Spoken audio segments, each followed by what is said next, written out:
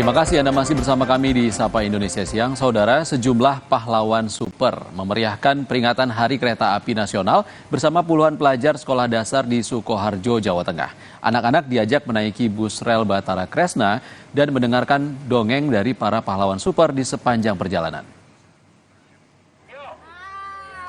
Sekitar 75 pelajar sekolah dasar di Kabupaten Sukoharjo, Jawa Tengah ikut memeriahkan peringatan Hari Kereta Api Nasional ke-78 yang jatuh pada 28 September 2023. Anak-anak datang membawa bunga dan tumpeng untuk para masinis dan petugas di stasiun Sukoharjo. Sejumlah pahlawan super seperti Gatot Kaca, Spider-Man, dan Batman turut menyambut mereka. Anak-anak kemudian diajak menikmati perjalanan dengan bus rel Batara Kresna menuju stasiun Wonogiri. Sepanjang perjalanan, para tokoh pahlawan super menceritakan sejumlah dongeng untuk anak-anak. Mengajak anak-anak menikmati perjalanan wisata dengan bus rel merupakan cara Kereta Api Indonesia mengenalkan moda transportasi kereta api pada anak-anak.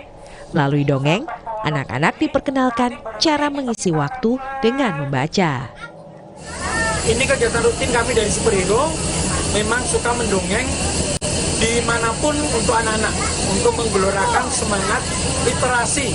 Kita tadi mendongengkan tentang kisah kancil dan monyet yang bercerita sedang perjalanan menuju ke tempat wisata naik kereta api sambil kita kasih pesan-pesan moral di dalamnya.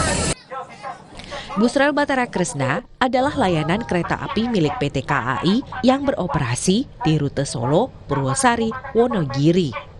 Bus rel ini merupakan proyek kerjasama pemerintah Kota Surakarta dengan PT KAI. Alhamdulillah ya. Terima kasih untuk semuanya. Rasanya seperti apa nih Pak?